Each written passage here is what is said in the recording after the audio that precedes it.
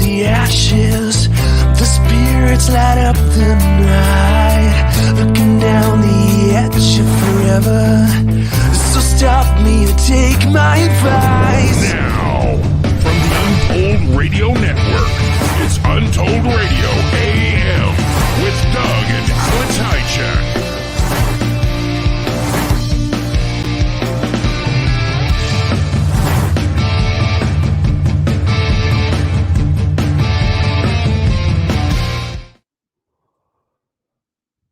Poor Alex. Hey. Alex got my grunge. Look at him. You can tell. It's just the grunge he'll survive. But, oh, man, I'll tell you. I battled it for almost 2 months. I am cured. No more lung. I got no more congestion. My voice still might be a little bit really bad, but I can breathe. No cold medicine. That's great. I'm just like, yes. So I'm sorry. I'm really sorry. Anyhow, he's a trooper. He's here. Can you tell everybody in chat that he's got the grunge? Yeah. Yeah. Can see it in his eyes. That's where you see it. In his eyes. Anyhow. So hello everybody. Welcome to Untold Radio. Episode 179, February 7th, 2024. Tonight we have on Nancy Thames. Yes, and we're going to be talking about ET interactions, strange ET interactions. Now, Nancy is a former DOD employee, so it's kind of a big deal. So, anyhow, I'm looking forward to that. We'll try to get through the news and everything, and we're going to try to get Alex to bed by around 9. I'm not going to promise him that, but it'll be around 9. You can always walk away. Anyhow, let's see here. What do we got? Oh, we've been really busy with LM2 this week. We've been working on another brand new category that we're going to include into the doc. It's kind of one of those things, damn it. But it's really panning out. It's been an avalanche of witnesses and sound evidence that's been recorded for this new category. And I'm going to talk a little bit about it here in the beginning of the show. And that is this strange humming sound. Some call it a buzz. Some call it a whirl. Some call it a purr. But in the end, it's all about the same thing. And we've had witnesses coming forward. I had another interview today with another witness that had the same thing happen many times. Like not just once, but many, many times. And then the skeptics are going to go, well, how do you correlate that with a Bigfoot? I'll explain. We've even uncovered articles from as far back as 1934 where the witness in a newspaper article, including one from Minnesota, talks about hearing this hum, thinking they're going to see a hummingbird, and they look up and it's a Bigfoot standing there. Whoa. This is when it gets really amazing, when you can start correlating it. Well, where I think it's really cool is guess what we recorded when we were at Snell? Lots of it. So that hummingbird type sound? At Snell Grove, yes. So this sounds like a really... In fact, it was heard in person by Adam during the early morning hours when he went out to refuel the generator. You're talking about Adam Colt? Adam Colt, yes. Yeah. So anyhow, but let me read this newspaper article. You want me to pull that up? We got a photo of it, don't we? Yeah. Go ahead and throw it up. I'll read it.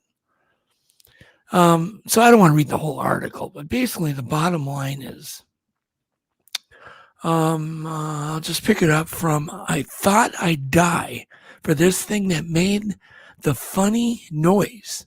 Was a big man covered with hair from head to foot. He was looking at me and I couldn't help looking at him. I guessed he was a Sasquatch, so I covered my eyes with my hand. For the Indians say that if a Sasquatch catches your eye, you are in his power. They'll hypnotize you. I felt faint, and as I backed away to get to the house, I tripped and fell. Right as he came nearer, I screamed and fainted. But it starts out that this Mrs. Caulfield relates that she was washing clothes in a river when she heard a buzzing sound similar to that made of a hummingbird. So I love it. She used both words, buzz and hummingbird, because it does, to me, it sounds like a hummingbird's wings. I turned my head, she said, but instead of a bird, there stood the most terrible thing I've ever saw in my life. Right? That's incredible. Yeah. And that goes back to 1934. For July 10th, it was published in the Brainerd, Minnesota, Brainerd Daily Dispatch, July 10th, 1934. And this is an encounter that happened up in Vancouver, BC. That sounds like a lot of people have heard this hummingbird sound. Stories from way back. But, here's what's interesting. Nobody has connected these dots. In fact, we've talked to people that have said, oh, I heard that on my recordings, but I just thought it was an insect or a hummingbird. So I threw it away or I, raced over it. But others have recorded it, lots of people. And so we're analyzing it. We're trying to figure out what it might mean. And not everything in LMS is going to have a conclusion other than this needs to be noted, for future. But what's cool about this noise, it may help us all in the future do Bigfoot research. Because what if we can duplicate this sound, right? Versus a wood knock. Everybody's accepting wood knocks and those kinds of things. I'm old enough to remember even when wood knocks weren't even associated with Bigfoot. That it was guys, like Matt Moneymaker that popularized the term wood knocking. Yeah, the Indians did talk about it in the natives, but it really wasn't, anything really anybody connected the dots with. So this is another dot that. This is another dot connection thing that David and I did that we feel it's very common. Okay. And it was weird too, because today I stumbled upon a Reddit article that said this humming has been associated with other paranormal activity and including UFO activity. So we'll have to ask our guest about that maybe tonight. Yeah, that'd be interesting. I'm not necessarily saying it relates anything that happens with a UFO relates to Bigfoot. I'm not one of those. I'm just open-minded. Yeah, you're open-minded. Yeah, I'm just stupid. I know nothing. Okay, so what else we have here? I found another article that kind of relates to this sort of. And so while we're on the topic of strange sounds, I did mention this deal in Reddit, and I can read just a little bit of it, a little snippet of what I read on Reddit. It says the excited trio rushed home and tried to tell their families about their vision. Apparently, this is an article from way back too. Their vision, but the adults refused to take them seriously. Word spread, however, on June 13th, a small crowd of devout pilgrims followed the children to Cova da Ira and watched from a distance.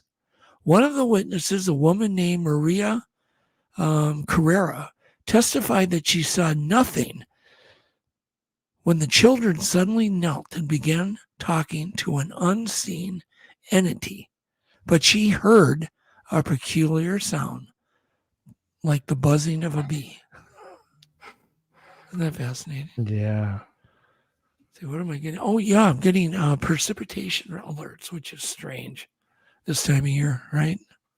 Yeah, rain alerts for tonight. I hope it doesn't freeze. We're having a weird winter. I know. But okay, I found this other article just by chance that was just like a day ago published. Listen to this.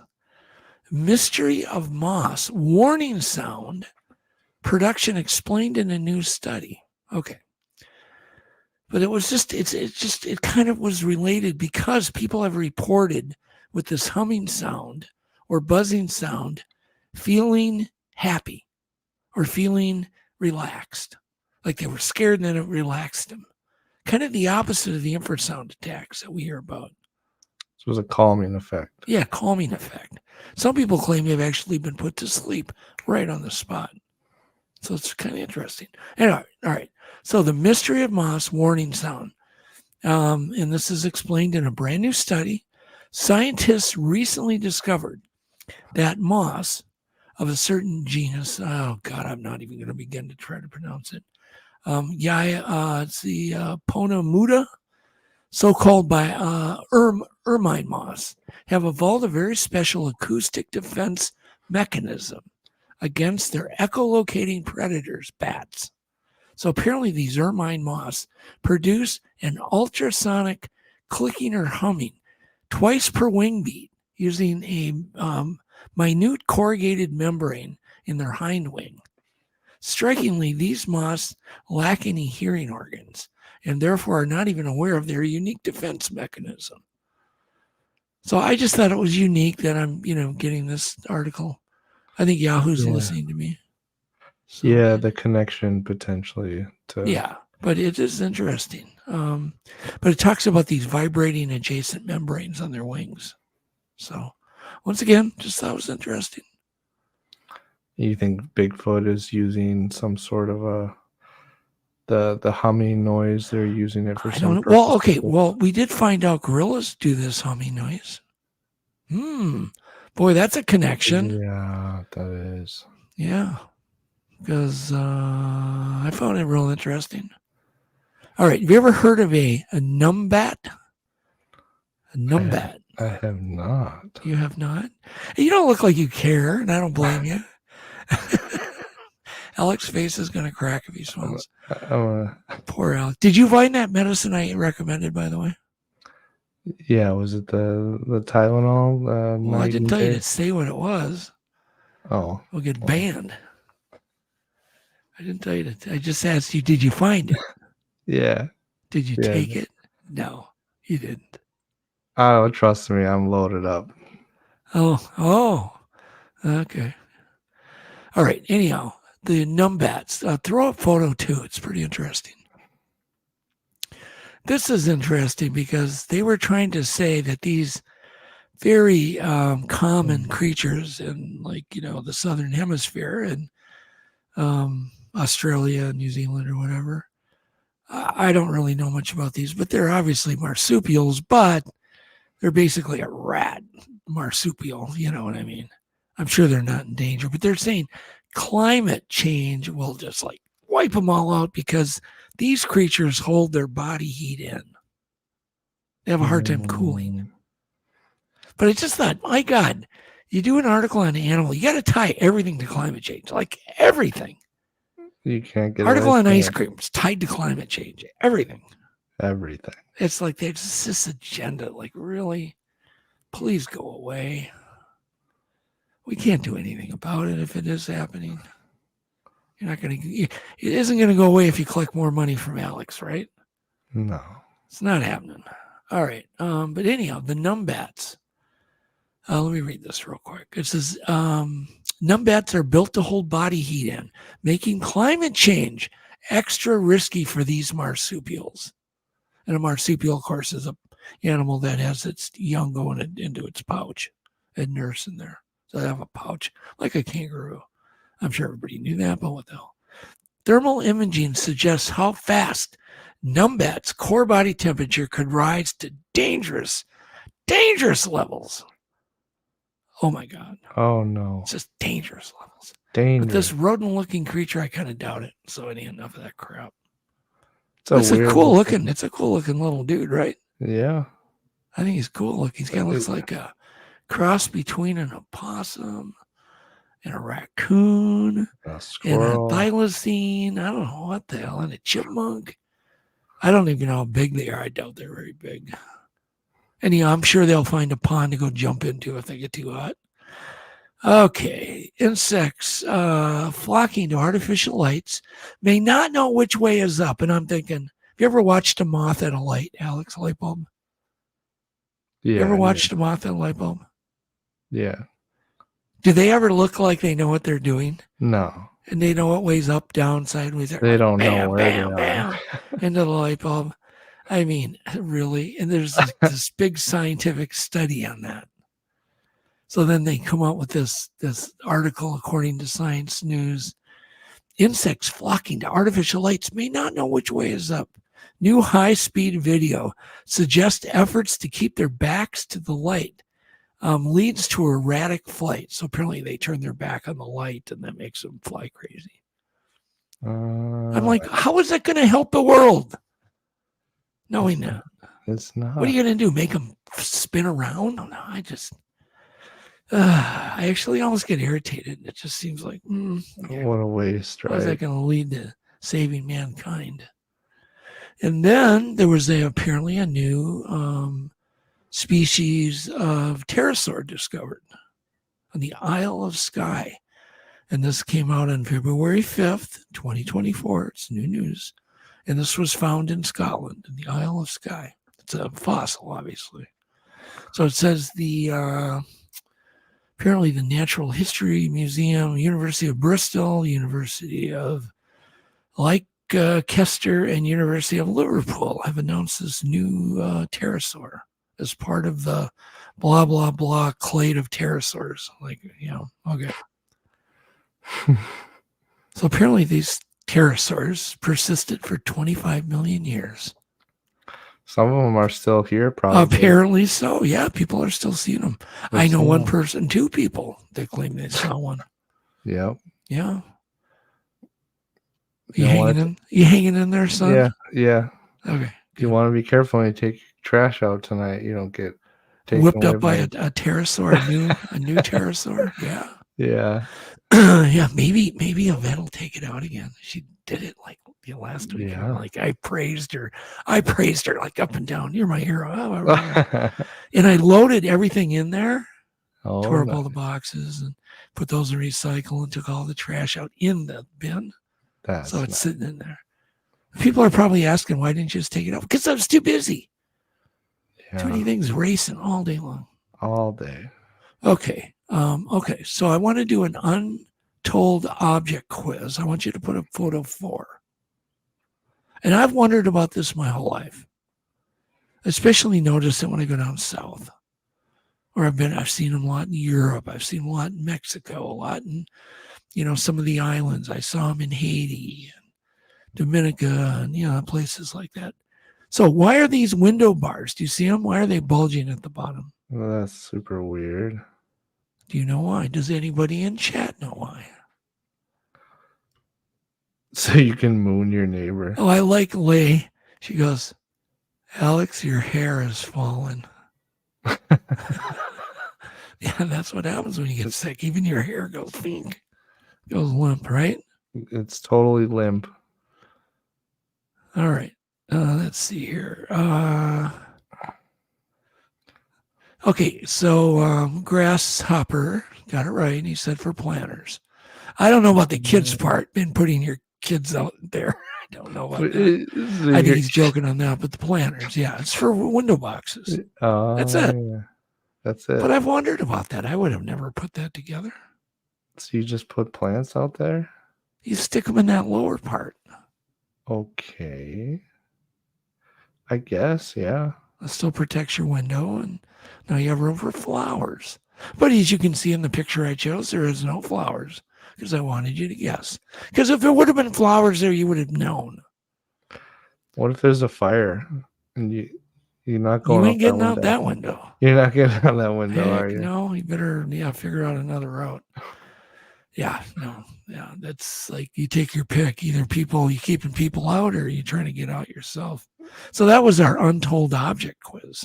I haven't done one of those in a while. I like since that. The cookie cutters. Remember the cookie cutters? Yeah. Yeah, that was as popular as going to the dentist. All right, we'll try to cheer Alex up with a couple of, we're going to play one. Don't do it yet. One, but I'm going to do a riddle. Anybody can answer this in chat. So what is it the more you take, the more you leave behind? What is it the more you take, the more you leave behind? What would that be? Anybody know? Anybody know? Alex's NyQuil brain is thinking. It's like, I don't I care. think my brain is melted ice cream right now. Okay. Well, nobody grabbed it real quick. What is it? It's footsteps. Get it? The more you take footsteps. The more you leave behind. You leave behind footsteps. I thought the Bigfoot people would get that, but they didn't. Come on, Bigfoot people. All right, and I think you have a clip. I think. Are we talking about a joke clip? Yeah. Okay, we're gonna pull it up here.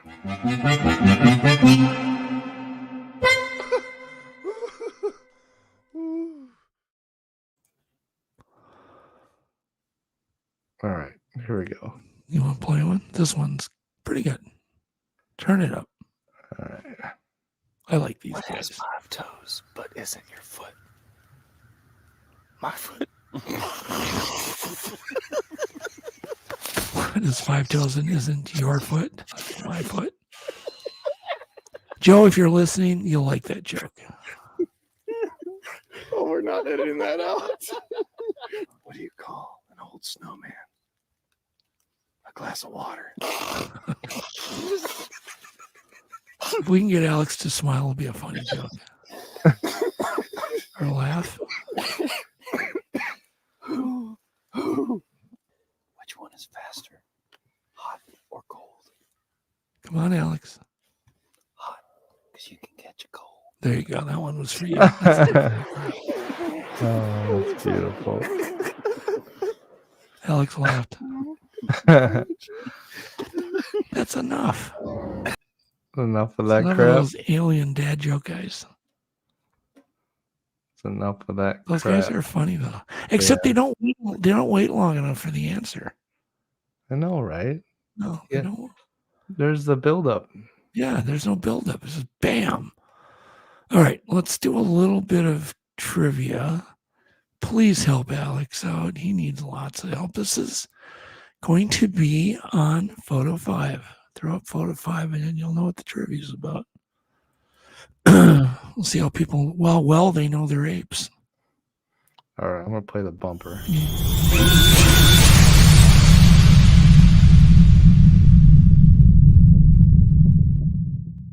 You know what kind of ape that is, right? An orangutan or whatever? Yes. And is that a male or a female? Oh, geez. I want to say male. No, female.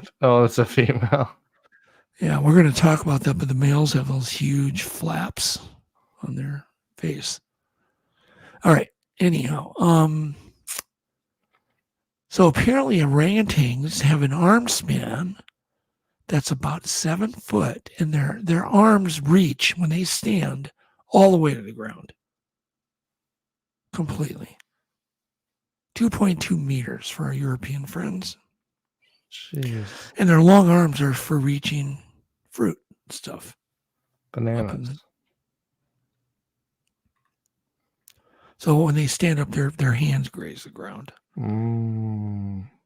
And their arms are how many times longer than their legs, Alex? Their arms? They're longer than their legs. Yeah, but how many times? 4 times? No, they're 2 times. 4 times? Could you imagine how long their arms would be if they were 4 times? That'd be pretty funny. Oh my God, your internet's doing that same thing again. That's not fixed. I'm just telling you, it ain't fixed. It goes from lockup to then it unwinds you and you go super fast. It's kind of humorous because we can still hear you when you freeze up. Beautiful. All right. So why do they have such, also, what's another reason they have such long reach? Can you think of another reason? Other than reaching fruit? So they can do something else with their long arms. Climb? No, well, yeah, swing from tree to tree. So I guess sort of. So John got it right. Brian got it right. Mary got it right on the 2 times arm length. Oh, somebody said my connection's doing it too. We don't know that. I'm skeptical. Could be Alex is causing my connection to get me weird. Yeah. Guys, it's always my fault. It's always rule remember number that. one. Always Alex's fault. Always. All right. Okay. What are their throat sacs used for? They have throat sacs, which I believe maybe Bigfoots do. But what are their throat sacs used for? To, communicate with each other. Exactly. Communicate with other orangutans. It allows them to, really blast their sound out. So, do females and males have throat sacs, or just the females, or just the males? I'd say just the males have them. No, both of them do. Oh. Both female and male orangutans Okay. have throat sacs. Yep. The throat sacs in males don't grow until they reach sexual maturity, which actually is quite a few years. As I remember in orangs, it's like 15 years until they reach sexual maturity. And their sacs help them produce a booming, what they call a long call, that can be heard over a mile away. Bigfoots do something David Ellis is categorized as a long call too. Do you think that's pretty similar, or is it? Yeah. Is it deeper? You have to have something other than your lungs to make a call that can carry a mile. Oh yeah, there's no other way. So the calling obviously has a dual purpose: one for attracting mates, and one for warning other males stay away. So are orangutans largely a ground-dwelling beast, or are they a tree-dwelling beast? Tree dwelling? Yes, tree-dwelling. But mainly mainly the females do the trees. They're the main ones for sure. Stay in the trees. Adult males can weigh how much more than females? Multiple choice. 2 times, 3 times, 4 times. Throw up that male. I think it's photo 6 or no. Yeah, that one. They're a lot bigger. 4 times? 4 times? Any other guesses? Look at that face. Grasshoppers is 4. Nixon says 3. John says 2. It's twice. They're twice as. That's still a lot, but I just figured it'd be more. And males go through 2 stages of sexual maturity, just like you. No. What? I'm sorry. What are 2 stages of sexual maturity? So they have subadult and then the adult stage. So what did they get with the first stage? I don't know. Maybe the M word. I don't know what that. I don't know. Like, why is apparently as they get to the second stage, they grow those big cheek pads, the catcher mitts. Right? Aren't you glad we don't have those? Yeah. Wouldn't that be weird? Oh yeah. Think about that. I don't know what it's for. It's like, it just looks so weird. And if you see this isn't even a big male. I've seen males that are so huge, those cheek flaps are just massive and they're drooping and hanging. And it's just, they look like a Martian. That is so weird. Yep. So apparently as they go through second stage, their cheek pads and their throat sacs get way larger. Jeez. And subadults do not produce the long haul. So this all might relate to Bigfoot research. It's a good chance, literally. You think that those long hauls are from big males that have been through the second stage? Yep. Okay, they have obviously feet and hands like humans, but what are their feet double for? Their feet have double purpose. Isn't it just for climbing? Well, they're double for hands. Yeah. And yes, of course they use it for climbing, but their feet double as hands. So they basically have like 4 hands. Yeah, right. Just like you. Yeah. Could we watch you sip Pepsi through a straw with your feet? holding a Coke bottle. No, You don't want to see that. it's not happening. Okay. But it says they also closely resemble an extra set of hands. So, how long do babies, orangutans, stay with their mother? How many years? No one will get this. 10. 10. Alex says 10. What say you, experts in the chat? Well, we got some smart people in chat. 5. Patty says 5. Lay says 60. Yeah, Lay, you're right. 60 years they stay. 13 says Grass. 60 years. 5. Deborah says 5. John says 15. It's 8 years. 8 good years. Yep. Just kind of like, they cut them loose at 8, but think how long humans stay with their mothers and fathers. I know, till they're 60. Some people never leave. Right? I've been reading about this kind of being a problem. That's my plan. There's a lot of 40-year-olds living with mom and dad still. Can happen. All right. And when I say 8 years, it's up to 8 years. I mean, they may give them the boot earlier if they're naughty. Oh, wow. If they're naughty. 4 years, you're done. Yep. So they do use tools, orangutans do. That's cool. Yeah. I didn't know that. What do they use? Like hammers or like? Yeah, hammers, saws, and iPhones. But I mean, like what do they make Sticks. tools at all? Like what? Like sticks and leaves, for drinking. Leaves for drinking, apparently, and sticks for fishing out termites and I don't know, stirring up stuff. So do they big sticks for beating their friends? Do they modify the sticks at all, or is it just like, here, I got a stick? Oh, I think they modify them because they break them off. Sure, that's modifying them. Absolutely. So, do orangutans sleep in beds or just sleep in trees? What do you think? I want to say they sleep in trees. Okay. Anybody else? I don't want to be like those alien guys and just boom, blow out the answer instantly. Right? You gotta have some build up. They sleep in beds.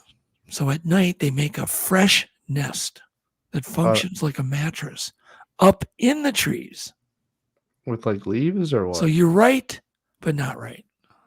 Mm. The beds are formed using a combination of leaves, twigs.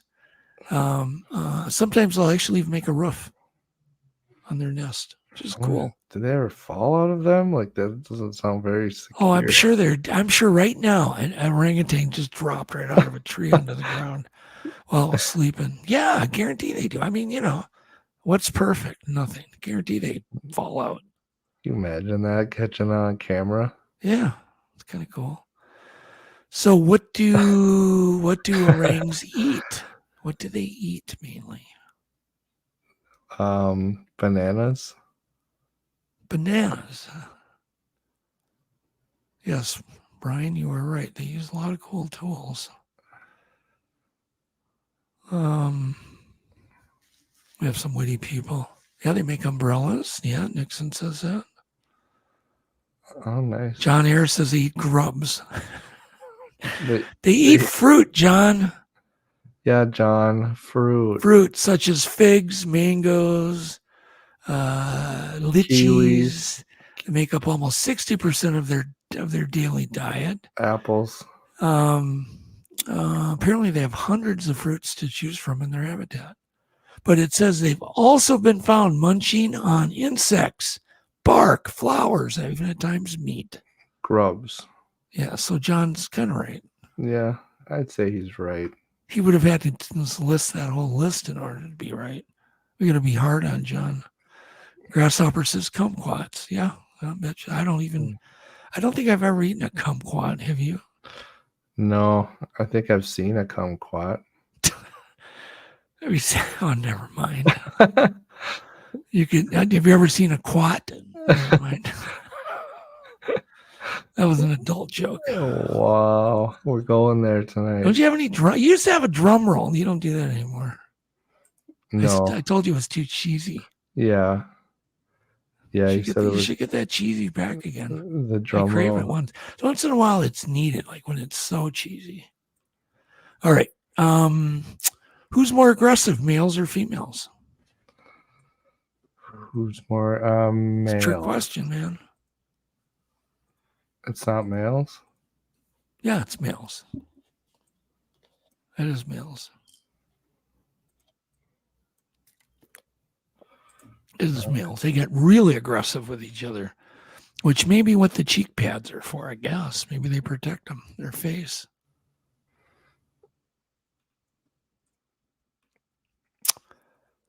It says once they've reached maturity, about 15 years, I guess they start fighting. They start trying to find their own territory, and that's when they engage in all these obviously vocal confrontations that escalates into physical bar fights. Okay. Okay. Who's doing that? Is that you doing that? No, of course not. Nice. Look at Apparently, them, anyhow, apparently they'll like charge at each other. So orangutans can do something really cool. And They you can probably don't charge. know what. I'm not going to even, because too many options, but they can laugh at bad dad jokes. They can laugh. They have laughter-like vocalizations, even when they're wrestling, play fighting, and chasing, and they tickle each other. That's kind of cool. I like that. How many species of orangutans are there, Alex? 1, 2, 3, 4, 5, 6, 7, 8. Can I get a multiple choice? Yeah. Yeah, 1 through 8. How many? That's not Species. multiple. That's like That's multiple 8. Choice 1 through 8. Pick one. 1 through 8. How many species of orangs are there? 8. Sharon got it right. Ristal got it right. 3. And the third one was just recently discovered in 2017. Isn't that cool? We just discovered a whole new species of orangs in 2017.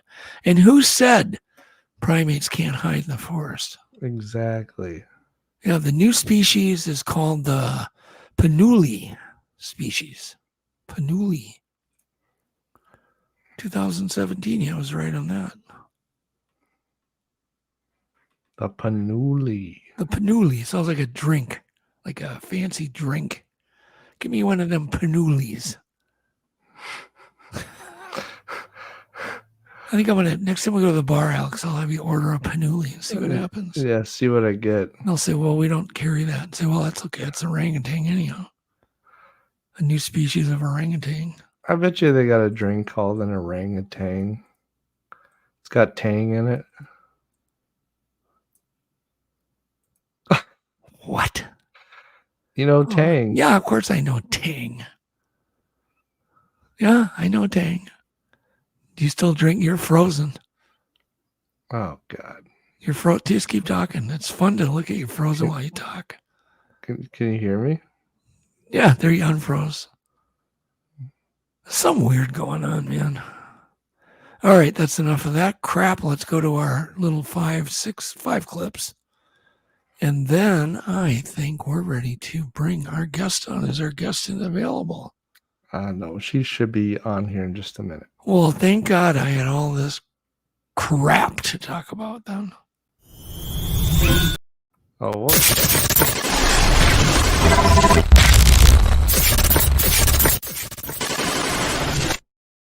That was definitely the NyQuil pushing buttons, wasn't it? Yeah, definitely. I'm blaming that on the NyQuil tonight. I'm getting all these weather warnings of rain. I'm like, so? There's a little rain coming. I'm going to read this. What's going on? Oh, it's raining. Yeah, it is. Okay. Looking at one of the security cameras. All right. Let's see here. Clip 1. Remember that illusion with the horse walking? Yes. This is the same gentleman, right? I think it's called something. I don't know what his channel. It's on TikTok. But he has these illusions. And this one, actually, I could read forward and reverse. So let's see. He said if you see it, let's go and listen to what he says.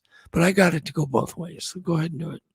Which way do you see the horse rotating? Believe it or not, you can actually see the horse rotating clockwise or counterclockwise depending on how you focus on it. And this actually determines if you're left-brained or right-brained depending on which way you can see it rotate. And actually, if you're extremely intelligent, you can change the direction that the horse is rotating left or right just by focusing on a different part of the image. Yeah, so what you do is like look at the feet, then you can see it rotate one way. Look at the head. Which way is the horse rotating for you? Left or right or both? This next one is called the magic mushroom illusion. That's good. That's good. I don't want to do the magic mushroom illusion. I like that clip. So which way did it rotate for you?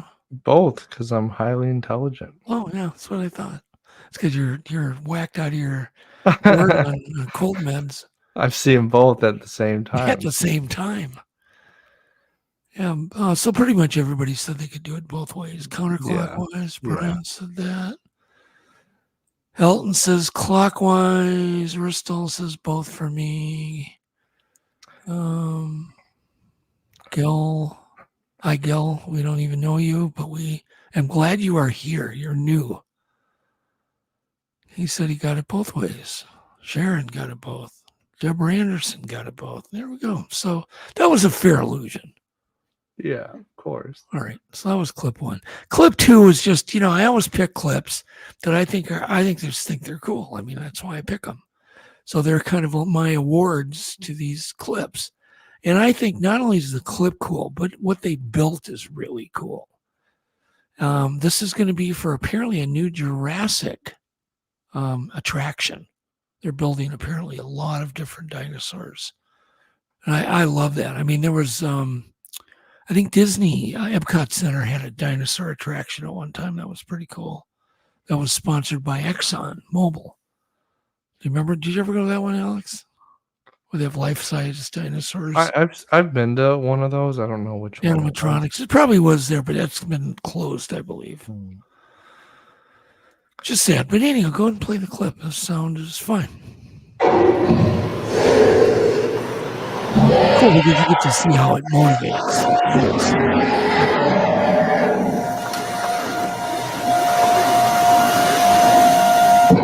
I think there's actually a dude driving that skateboard. He's operating the animatronic thing. Do you see the guy sitting in that little car very low under that dome? Start it over again when he skates. I think there's a dude in there. I can't even tell.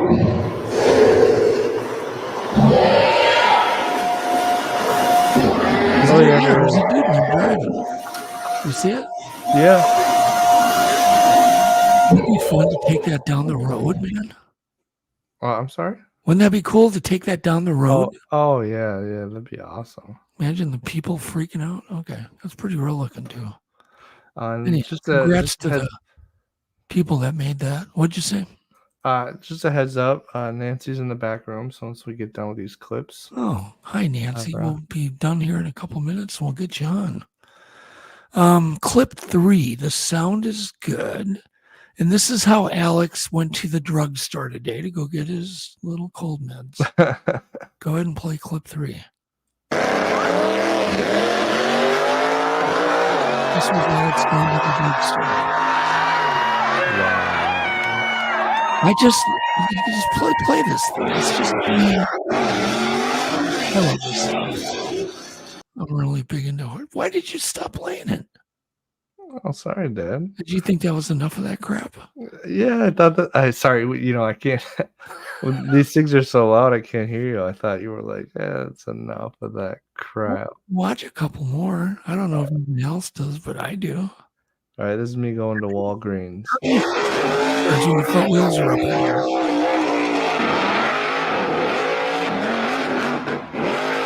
This is a compilation of people that.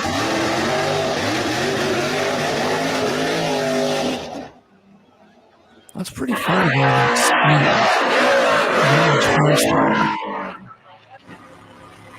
speed. This guy doesn't do so good. Oh, he did. Oh, I must be thinking of something else. There you go. Anyhow, that's enough. Now it's enough of that crap, but that's just fun. I had a car that could wheelie once.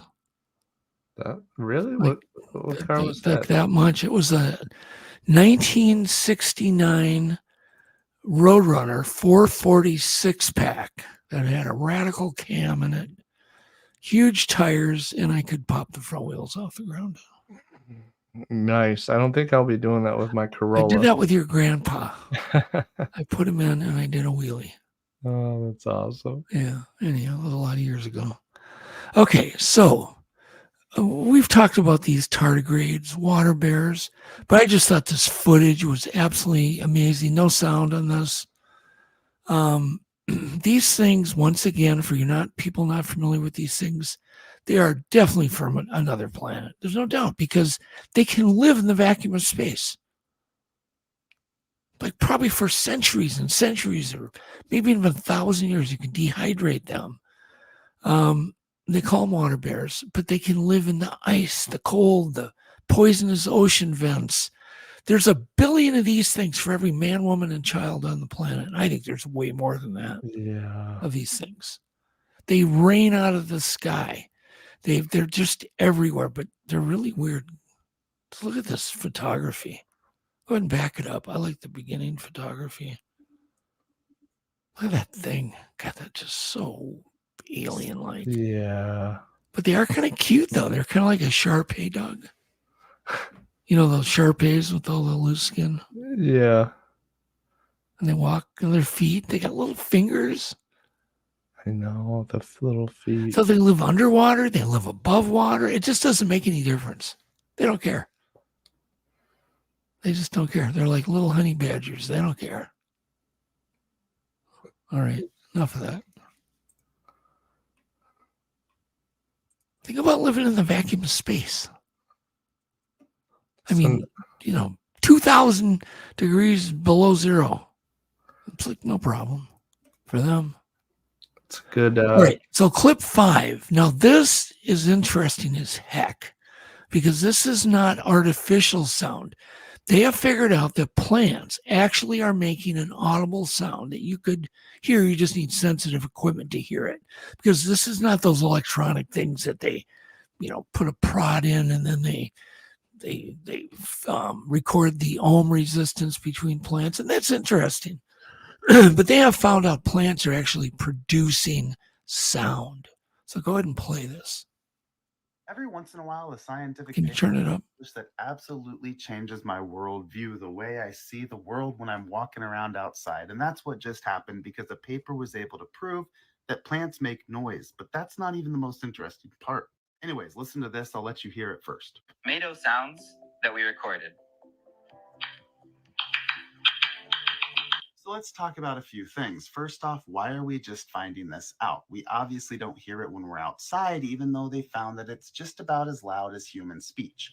It's at a frequency we can't hear, but that doesn't mean that other animals can't hear this. You'll see they mention that right here, and we'll get back to that. So why do plants make the noise in the first place? This study, they looked at like healthy plants. They also looked at dehydrated plants that needed water and plants where they cut the stem. With the healthy plants, they would only make around 1 noise per hour.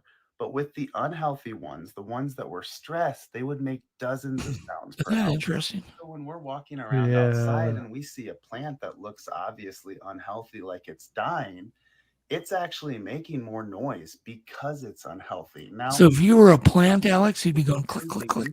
AI, and that AI was able to decipher the noise made. They were able to identify the plant by the noise. So the plants do make noise, but what does this actually, why? What purpose does it serve? We don't know. There are a few hypotheses they mentioned, though. First off, like they mentioned, other animals and life forms may be able to hear this. It may somehow guide life to that plant in need. I don't know. They also mentioned maybe the other plants can hear this. Maybe there is something that we don't know about that allows them to hear each other. So I'm about to go on a walk with my daughter, and it's going to be pretty quiet. I'll hear some birds, but it's weird to think about the fact that for some animals, they're hearing an entire different ecosystem in a way. I don't know how to describe it. They're hearing a different environment than I'll be. So quick clarification, this doesn't necessarily prove the plants are communicating with each other. It could just be a byproduct, the sound that is, of some other process within the plant. Either way, I think it's really interesting though, because like some animals probably can hear this. So it's interesting to think of the soundscape. Like, could some of them treat rainforests like we treat the North Star, helping them orientate themselves and know which direction is which? Isn't that crazy? Anyway, I think that part. Yeah. I think that not only can plants communicate, my guess, I think they can see. And the proof is the grapevine. If you've ever planted or grown grapes, you can put a stake out 20, 30, 40 feet away where they don't even get a shadow, a short stake, and they'll head right for it. Wow. How do they know it's there? Yeah, I get the shadow thing, but I'm talking a stake that's 20 feet away that's only a foot high. They're not getting the shadow from that stake. No. And it's just insane. They'll head right for it perfectly. So they have to be able to see. Yeah. Or certain plants do. I think we're going to just keep discovering more and more about plants. At some point, there'll be people that I can't eat the plant because it might be hurting it. Then what you going to eat? That's my guess. Clouds. You'll have to eat clouds. Yeah, just a water, hydro. And I even think water's alive. I've met and interviewed people that have proven to themselves, at least through science. I met a guy up in Brainerd and interviewed him like half the day. The guy was amazing. He had all the scientific stuff and he was doing all these experiments. He claimed water was alive, like it's a living, it has a consciousness to it. It's just fascinating. It's fascinating. So as time goes on, we're learning more and more about our world, but we know nothing yet. All right, with that, let's see here. The last clip. Yeah, last clip. This is interesting because I've never noticed it. This is why I found it so interesting.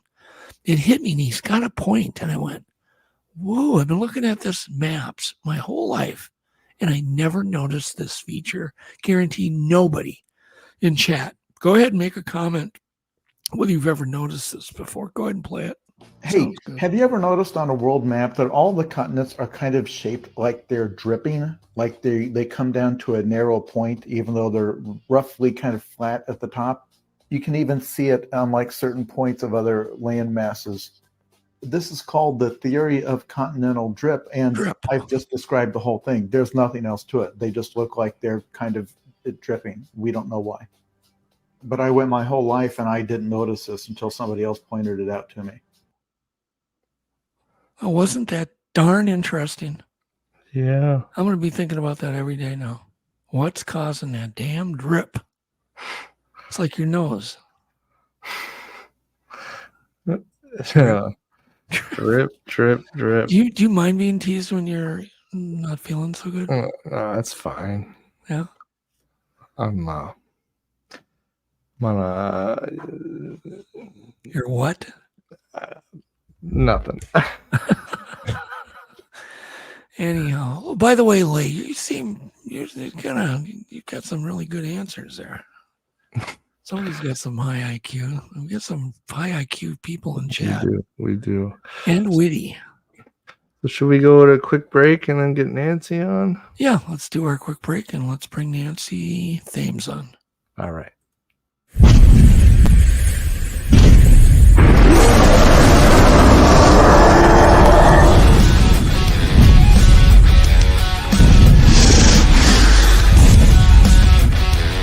Hello once again to everybody out there in Untold Radio Land. This is Brendan Brown, host of the fastest 30 minutes in the cryptid world, This Week in Bigfoot.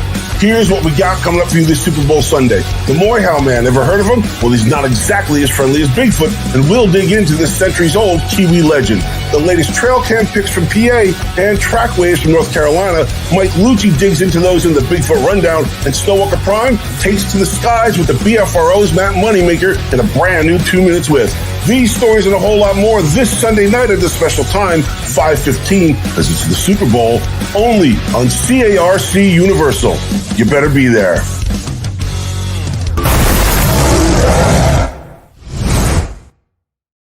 Hey, Untold Radio Network fans.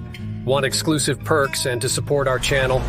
Introducing our YouTube membership program with 3 amazing levels. Get loyalty badges that level up to different cryptids the longer you're a supporter. How cool is that? You'll also get access to custom Bigfoot emojis and priority in chat. Upgrade to Backstage Pass for exclusive wallpapers, photos, status updates, discounted books, and merchandise. Go all in with the producer level for everything mentioned plus member shoutouts. Ready for an enhanced experience? Join now, pick your membership level, and let's make this journey even more exciting together.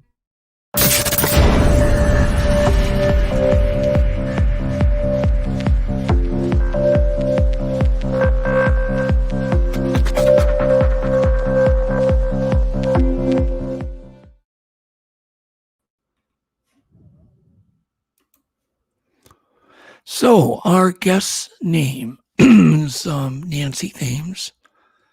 Interesting enough that she is a former Department of Defense employee. Yeah, I'm excited to have her on. Yeah, Nancy grew up in Tennessee, but she's also lived in Australia, Hawaii, New Zealand, and throughout the southeastern United States.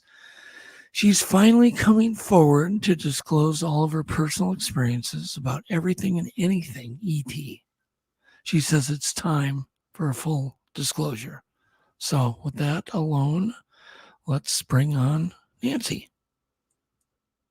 Hey, Nancy. Hi. Hey, Nancy. How are you? I like your background. Thank you. Thank you. Yeah. You're getting beamed up. Yeah.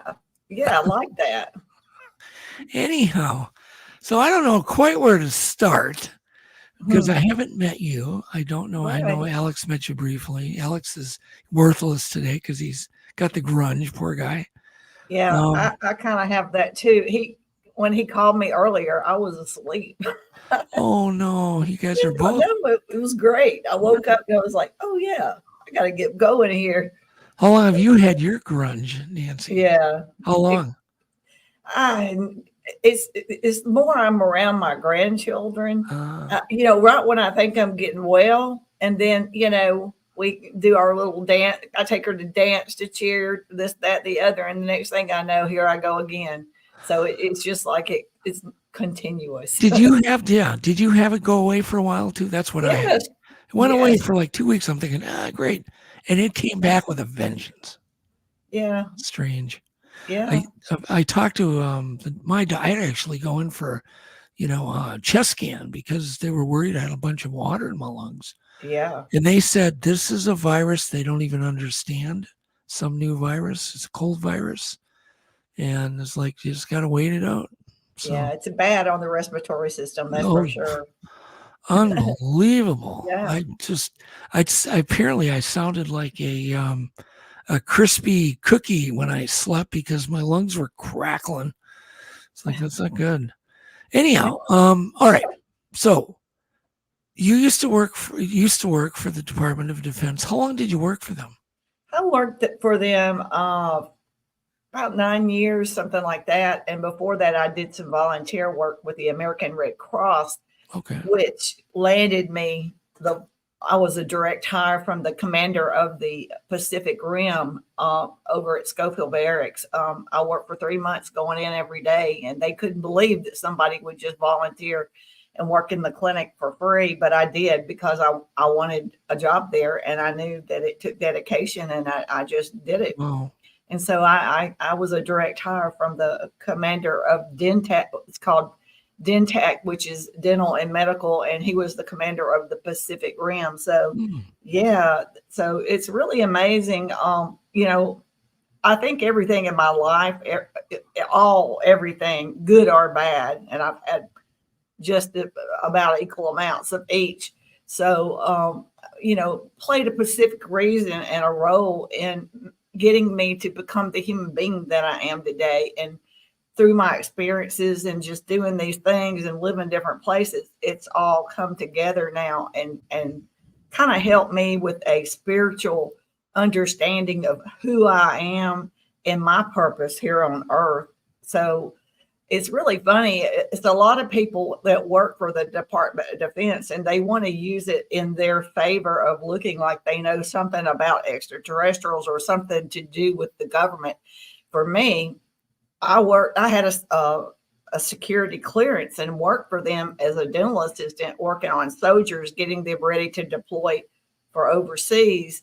But it had nothing to do with extraterrestrials. But I did have all these things, and I was exposed to a lot of really cool 3D imaging in radiographs, and I have a worldwide radiology permit that could be used all over the world working for the government and stuff. So it kind of gave me some insights when they were doing those, looking at those mummies down at the Mexico City, their government disclosure that they started down there, showing presenting those mummies, that they were presented by this guy that is apparently a scam artist. I can't think of his name, but regardless, talking about, you know who I'm talking about, probably. Yep. Yep. So for me, though, because of working with these type of x-rays and things, I said, I'm not going to listen or pay attention to what's said about him. I basically just wanted to see the scientific evidence and all that. So that, for whatever reason, everything in my life has played some kind of role in helping me to understand why this all happened to me, Yeah. Do you ever feel that if you didn't do one thing, you would kind of miss the whole picture? That's the way I feel in the research I do. Gosh. It's like rungs in a ladder. You gotta go up the What's ladder. really odd, and what I truly know, is that I'm 63 years old, and it took me 50 something years to get an understanding of exactly my role in all this and why my experiences were so different than what a lot of other people's experiences are. And I very much believe that other people have had negative experiences, but I have not. I have never, and I've never considered myself an abductee.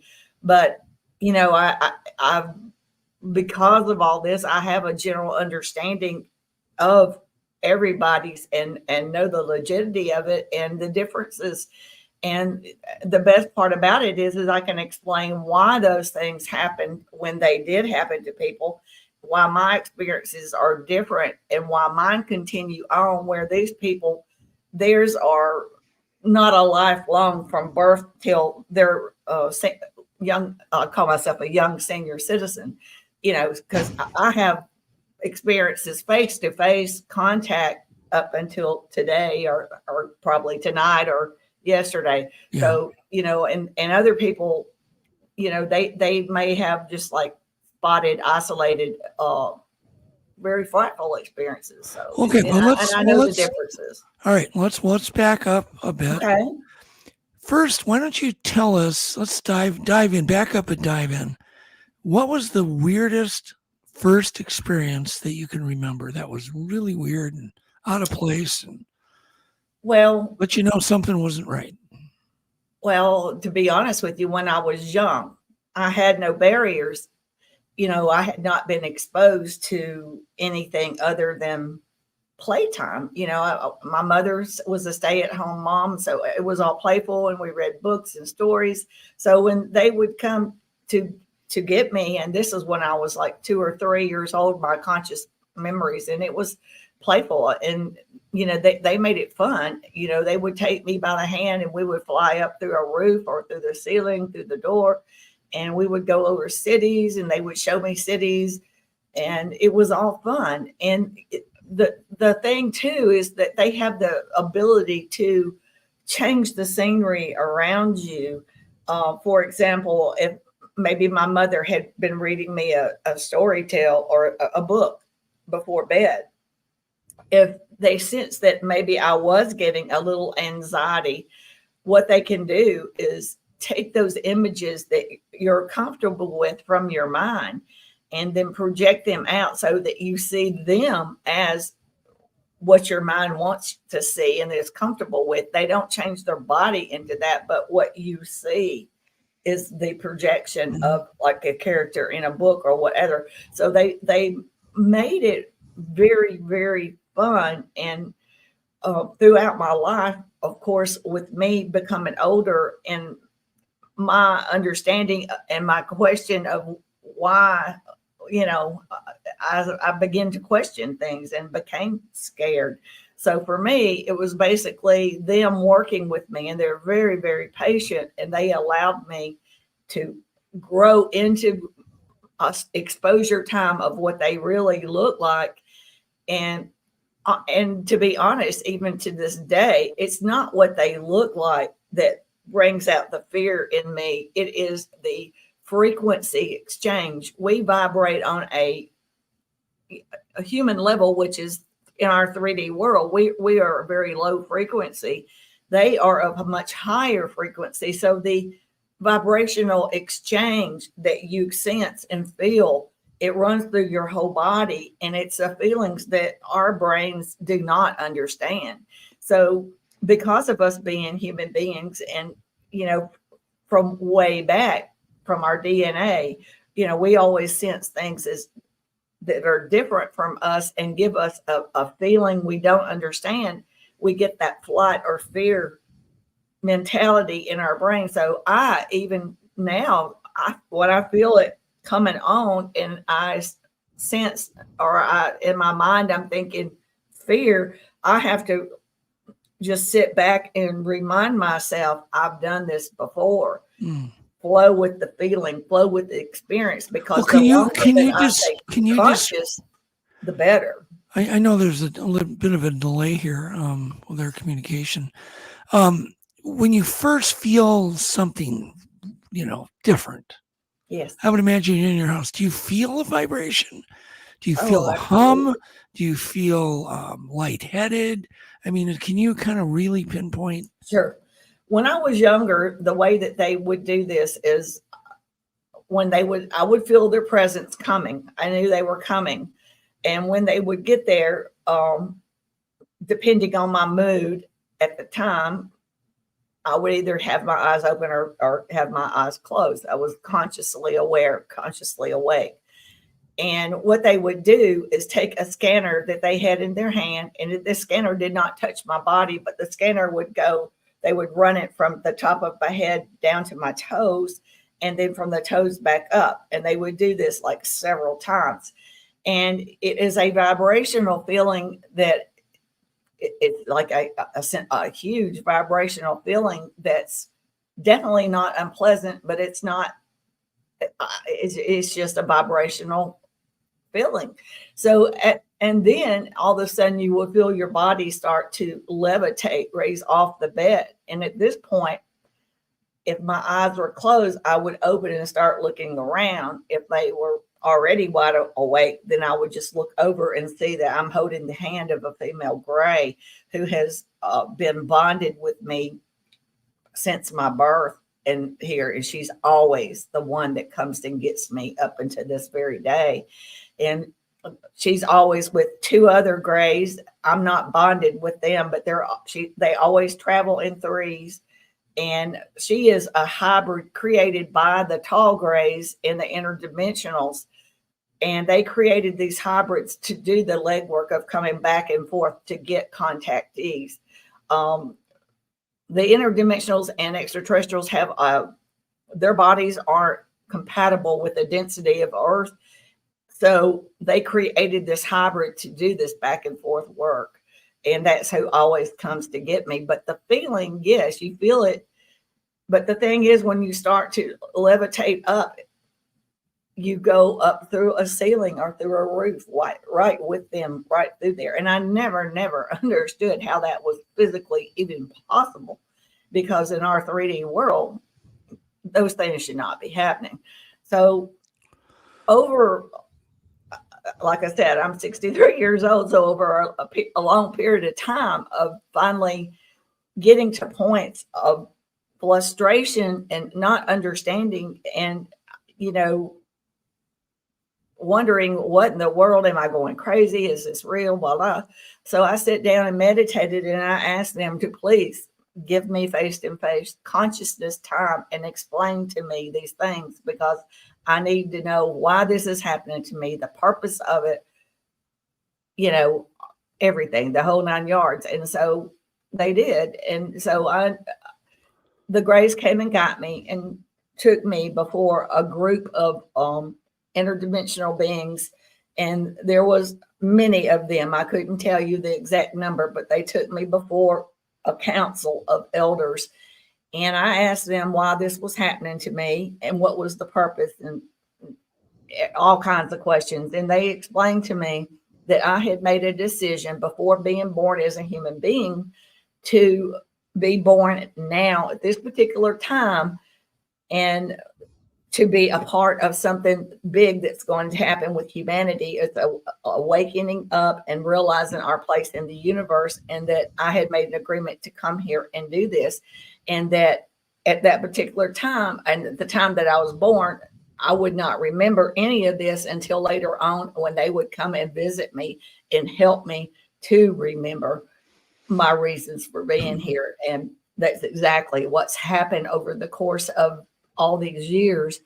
You know, it didn't happen overnight. It was something that I had to grow into, learn, because and I had to be mentally ready, mentally able to handle all these things, because it was just as important to maintain a normal human experiences as it is to understand being a contactee and the purpose of that. So it's not easy, and a lot of people say, "Oh, I'd love to do that," but it's not easy, and it has not been always fun and games. It's been quite scary. It's been you know, you get isolated a whole lot from your family members and from loved ones that do not have the same way of thinking, and they literally think that you're insane for having these type of things going on in your life, or that you're simply making things up. You know, do you ever question what they've told you? I mean, obviously, I'm sure they're capable of lying. Have you ever just had paranoid moments where you went, I've asked them to evidence themselves, to prove to me, and they have. Okay. I don't ask them to do crazy things or anything to showboat or show, you know, but they do things without me even asking, to let me know that they're in agreement or that they're happy with things that I'm doing. And they are loving, they are benevolent, they are patient. They don't push any further. And it's hard to explain. It basically, there's a room for growth. They are very patient. There's no like deadlines or anything like that. It's all about, and they would say to me, "You will know when you're ready." You know, so it's just a spiritual thing that, and they always told me that I would know when I would like start talking to people about this kind of things. And it was all up to me as far as like knowing and feeling when it was time to do so. Well, when did you start opening up? Oh, wow. Let's see, 5 or 6 years ago, I started the website timefordisclosure.com, and I started the Facebook group, and it has grown to just about 20,000 members, and just under that. And it is, you know, I basically went from, when I got in my 50s, I came to the realization, for one, I was single, and I said, you know, I can truly be who I am, and I want to know who I truly am. So I started looking within. I started meditating and looking within, and also communicating with them, explaining that I wanted more affirmations, more, you know, information. And they get about a year and a half, well, about a year ago, a little over a year now, they gave me a Kundalini awakening. And when that happened, that really, it was like they gave me, it was in the middle of the night, and my body jerked forward, and I had like these surges go within from the head down to my end of my torso. 3 different times I would go down and come up, go down and come up. And they were giving me these surges and breaking up blockages and charkas and things of this nature, and also releasing my subconscious information into my consciousness. So sort of like my extraterrestrial consciousness into my human consciousness, because throughout this time, since my 50s, I have learned that I was an extraterrestrial before I came here. And every race of positive extraterrestrials that have been waiting for humanity to get to this pivotal moment of us reaching higher consciousness for the first time. This is the biggest evolutionary stage for humanity. And each positive extraterrestrial and interdimensional race sent incarnates here. I'm not anything special. I'm not the only one. There's probably 1 million people like me, and we're all waking up at different times. And we are here to teach people how to raise their frequencies into higher vibrations, and basically how to have better positive thinking and better thinking about attitudes, and understanding that these things will not happen overnight. It's something that we will all learn to do and grow into. But so I was an extraterrestrial before I came here. And they also, I had already known that my 2 sons were experiencers. When I was in my 20s, we were on a vacation at Key West at a Marriott on the beach. And the Casa Marina in Key I don't West. remember. It was a Marriott. Yeah, it's the Marriott Casa Marina, the only place with a beach. It's beautiful. Yeah. So we were right there on the water, on the beach, right there on it. And in the middle of the night, I sensed their presence, and I raised up in the bed, and 3 grays approached me. One in particular, the other 2 went around. My ex-husband and I were in one bed, and my children were in the adjacent bed. And they were not the ones that come for me. These were 3 foot tall, and they were definitely gray. The female that comes for me, she is a reddish brown color, and she's about 4 to 5 foot tall. So these were much shorter, and they were wearing robes and had very high collars that flipped up like this around their neck. Did they have a hood? Did they have a hood? No, Nancy? I could see their head. It was just like that. Just big collars. Yeah. Okay. And one of them, he walked up and on my heart left-hand side, took his hand and pressed me back down to the bed and said, "This is not about you. Go back to sleep." And so I went back, but then I realized that they were going towards my children, and I became very, very upset, and they put me in a sleep paralysis. So I saw them take my children, my 2 sons, for the first time conscious. I was wide awake conscious, and they communicated telepathically with me, and they kept me in a sleep paralysis. I could not speak. I could not move.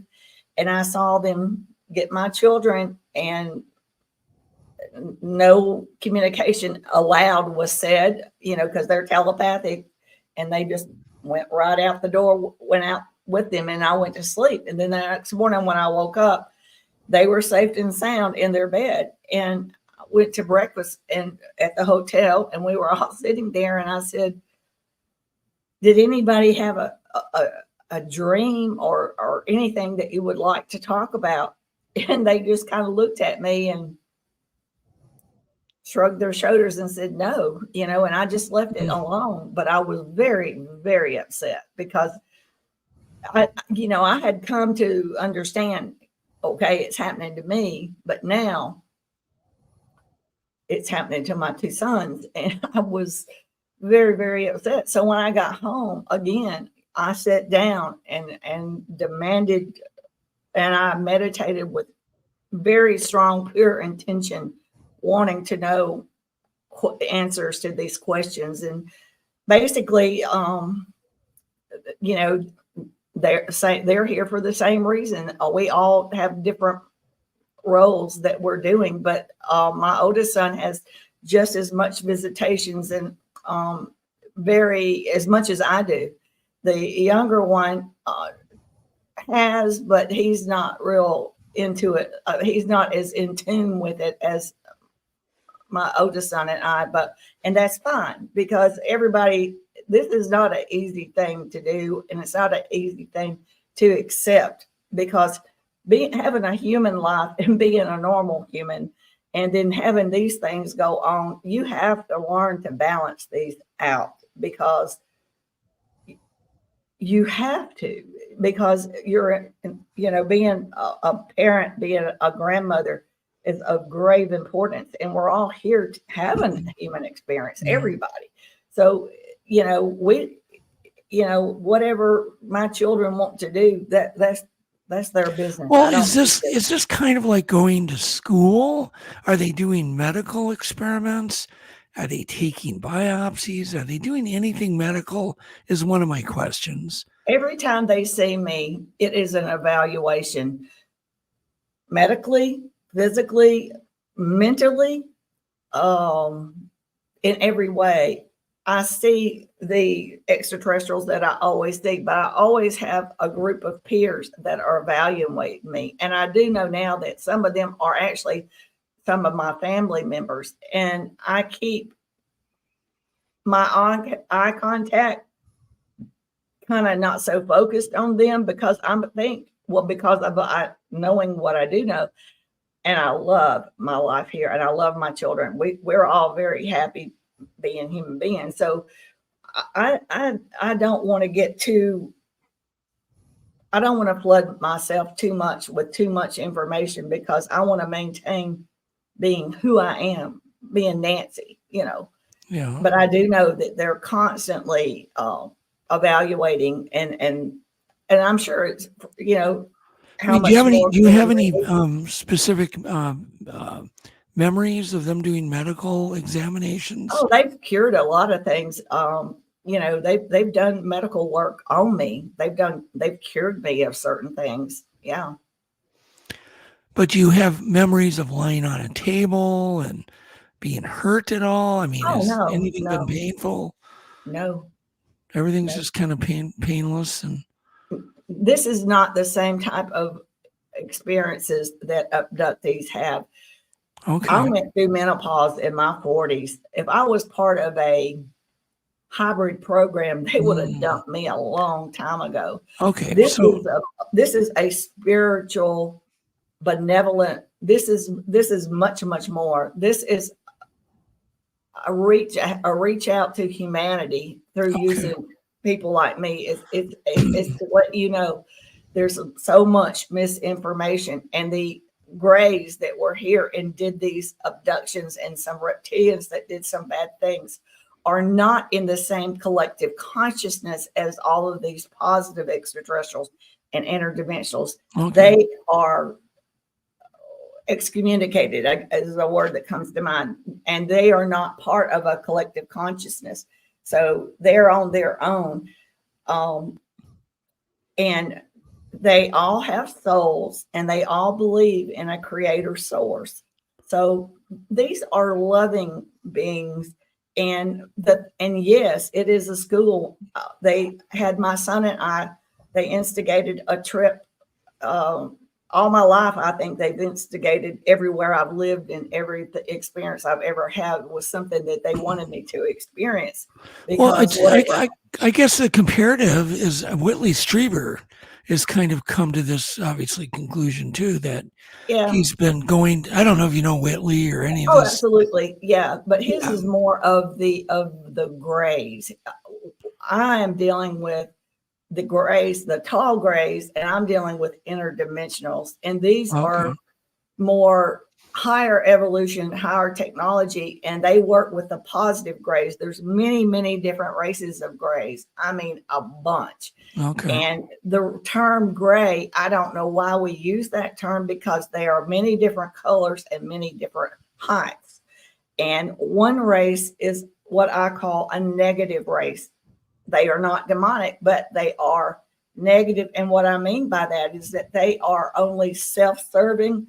They only think of their own race. They could care less about, in other words, human beings are here on Earth by free will. And there's a cosmic law boundary that extraterrestrials and interdimensionals are not supposed to cross over. They're supposed to let us live our lives, make our own mistakes, and not interfere. And they definitely overstep those boundaries by doing genetic experiments or whatever it is. But they were doing these things for their own agenda. They did not care how it made an abducted person feel. They did not care that they considered it good or bad. They do not care. They are self-centered and only self-serving.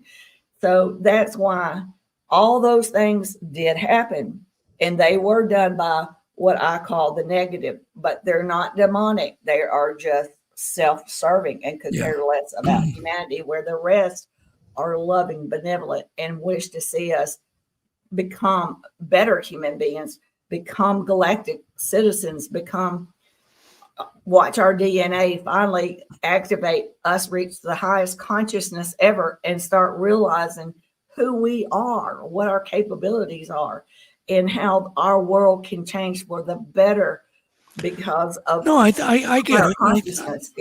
I think you've made the point very clear. Yeah. How are you feeling when there is this kind of raising of whistleblowers and released information that even just the UFOs are probably not from here? I mean, that's got to make you feel better in discussing the topic at the very least, even though they're not disclosing much. Before they started disclosure, and I started saying time for disclosure way before that, not necessarily before Stephen Greer, but I've known that this day was coming. They've always told me that this day is coming. This day is happening, and it is happening now, and it's going to continue. But I look at it in different ways. Yes, it's wonderful that we can all have these communications and talk about this, because I grew up having to suppress all this, and that was very hard for anybody that's ever experienced anything pertaining to any of this. You know that it's not something that churches accept. It's not something that schools accept. It's not easy. But also, I've learned that we have to be very careful about the information that is presented to us. Can't believe everything that we've been told.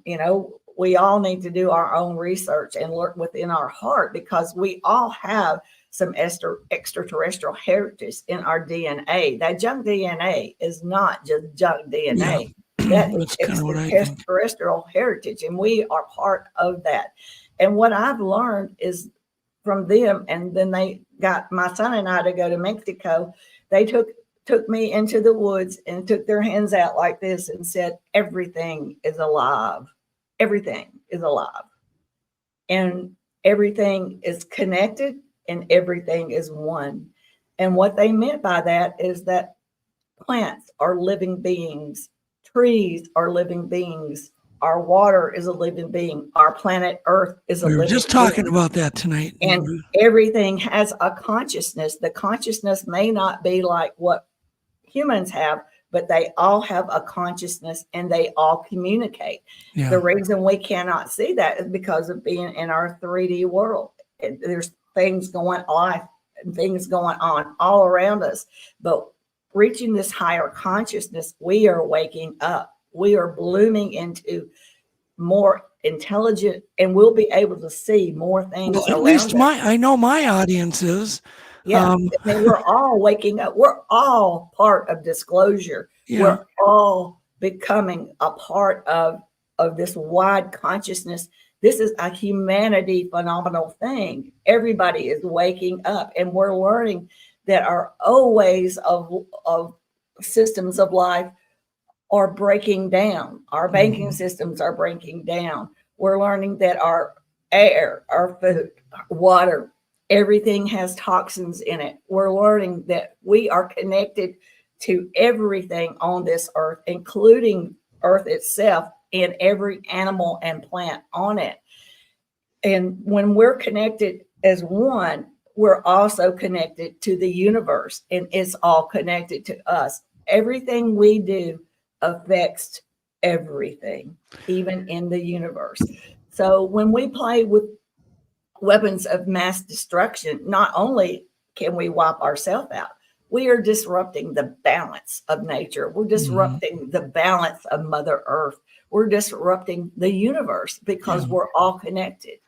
So that's what they want us to do, is wake up and realize who we are and our connections, our heritage, where our connection, and that we all are in this together, and when people say, well, does this mean if plants and animals and stuff, are we not supposed to partake of those? It does not mean that. It means that we're all here in a supportive environment. Everything we ever needed as far as like medicines, foods, was placed here on Earth. And if our scientists don't know about all these cures, we should have no disease. There should be no diseases. There should be no poverty. We should not be using fossil fuels. All these things are here and have always been here for us. But these groups that work with these negative extraterrestrials, these groups of the elites, black hats, whatever you want to call them, cabal, et cetera, they have all worked together to keep humanity dumbed down. And by keeping us dumbed down, they are in charge, and they manipulate us around. They control what we eat. They control what we see on the news. They control everything. And so we run around filling their pockets full of money, and we run around we don't even enjoy being a human being. And that needs to change, because we should be enjoying every facet of our life. There should be no poverty, should be no disease. We should be living happy lives. We can learn to use technology in our favor, remembering that it is a man-made tool. Keep it as a man-made tool. Don't let one sector use it in bad ways, and don't let it just totally take over and be in control of anything. We are the intelligent ones. We created these things, but we have to stay over it and keep them as man-made tools. And if we do this correctly, we can have better lives and let these tools do a lot of this work for us. But it has to be something for all of humanity, not just a chosen few, selected few. That's what's happened to us. They've set on technology. They've set on cures of diseases because they cannot make money off healthy, intelligent humanity. Well, okay, Nancy, I got to try to get a word in here. Let's see somebody had a really good, Flat Rock had a great question. And if you have questions for Nancy, put them in caps. You don't mind answering probably some. I'll let you read them out to me, though. Yeah. We'll do that. Can you find Flat Rock's question, Alex? Yeah. It was up. You had it up for a while, but then you took it down for some reason. Let's see. Is it a bit back here? I don't know. It just disappeared. It was basically. Here. Is this? Yeah. So he's asking a very simple question. Do you have any idea, where they're from, where maybe the negative ones are from, where these higher beings are from that are more, benevolent? Where are they from? Are they from different places? You have to understand, people have a lot of questions. Absolutely. Yeah, that makes total sense. I mean, I have lots of questions myself still. I mean, We don't know. I mean, I don't know everything. Nobody does. And, so I know that what I call the lower rim extraterrestrials are extraterrestrials that are from within our solar system. And that would be the Greys, the reptilians, Arcturians, the list goes on and on. Interdimensionals are from different dimensions. So dimensions are not physical places. They're higher levels of consciousness. So even though we don't see like the fourth, fifth, or whatever dimension, although we cannot see it with our eyes right now, that does not mean that they're not right here living alongside us. So they could be from anywhere. And most extraterrestrials these days live on motherships, and they travel all over different universes and galaxies. And most of the time they're traveling, the positive ones are traveling to places like Earth that is at the verge of waking up. And, you know, we're going through our ascension and we are coming to an evolutionary stage. And they're But is looking. everybody going to suddenly just wake up at once? Or do you think it's going to still be just certain happening. individuals? No, everybody's going to, and it everybody will at different times. It's a subtle thing, and by the time we are full-fledged in a fourth dimension, because of it not being a physical place, it's higher consciousness. Then it's just like it was always been that way. It will not seem any different than any other day. But is this going to happen 1,000 years from now? It's happening right now. It's happening. Like right now, it's starting to. Right now. I realize starting to, but when might it be complete? Well, that depends on human beings, and you know, because we have to do not everybody's on the same evolutionary spiritual scale, and we're all here for a reason, a spiritual reason. Everybody's got their purposes for being here, right. But when we come here, we don't remember any of this stuff, but we all chose to be here at this time, and this is a big moment, and all of us are waking up, but not everybody all at once. It's a gradual thing, but I do know they are here. They have been surrounding us for a while, and when they first came into our solar system in huge motherships, and by big numbers of them being the positives and the interdimensionals, that's when they told these negative lower rim extraterrestrials to leave humanity alone. And there's actually feeds that you can see showing the International Space Station, showing thousands and thousands of craft leaving Earth. And they left because they know there are no match for the technology or the intelligence of the interdimensional. Well, I've heard this from somebody else. I can't remember, somebody else we had on. So they're all booking out of here. Yeah, but there's some that are still here, and that's why we've got like this war in the Middle East and like little, all these distractions. You know, they start disclosure, and then all of a sudden you have like this happening in Las Vegas, some kind of cryptid or ET, whatever, and then there's another mishap down in Peru. So we start having all these things, and these are done intentional to keep humanity in fear and keep humanity in separation. They've never wanted us to realize that we are all one and we are all connected, because when we finally wake up and come together and work together as one and realize our place in the universe and that we are part of the cosmic realm, we are all family and all one. No, I know. There's no stopping us. Right. But you're telling me things that I hear over and over from, you know, other people. What I'm interested in, and I think most people are, is basically to kind of boil down some of your interactions versus the message, because the message obviously it's pretty simple. In the end, it's pretty simple. But peace. But I guarantee lots of people are being abducted that aren't aware of it. Absolutely. And there's more people going to wake up as we. But let's talk about the actual, but some of the more memorable interactions that you've had. And then we can always, you know, get you back even for more, you know, more of these stories. So it doesn't have to end tonight. Oh, but, yeah, the stories wouldn't end tonight anyway. No, I guarantee, no. Yeah. I know. Yeah. But can you tell us, you know, something, I guess more recent in memory of a, you know, more of a strange interaction that maybe surprised you? Is there a time where you were really surprised? Like, well, this is different.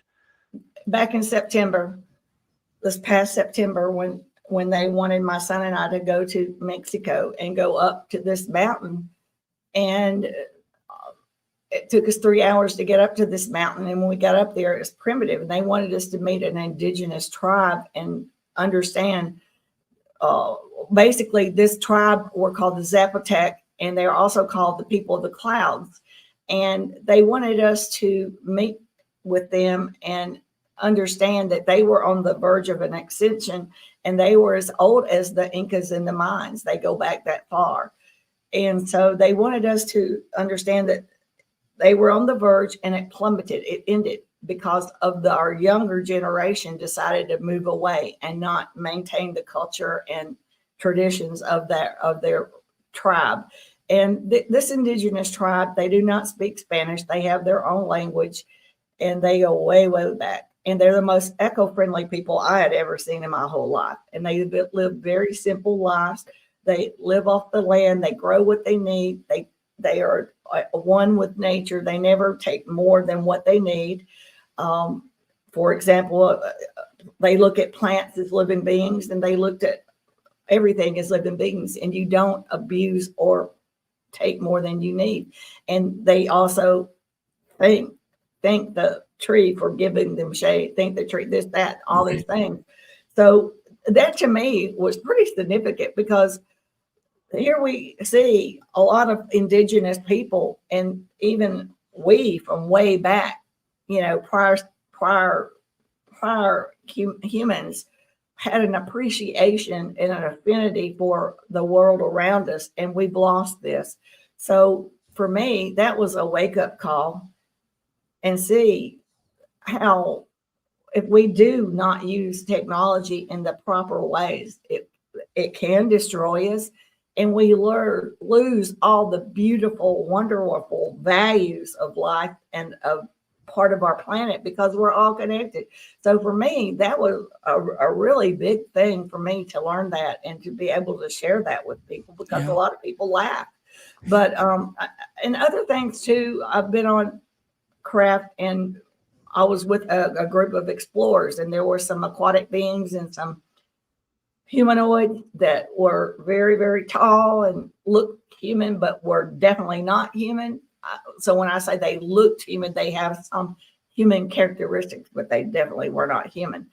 And basically we were in a craft, and they were going around looking for creatures.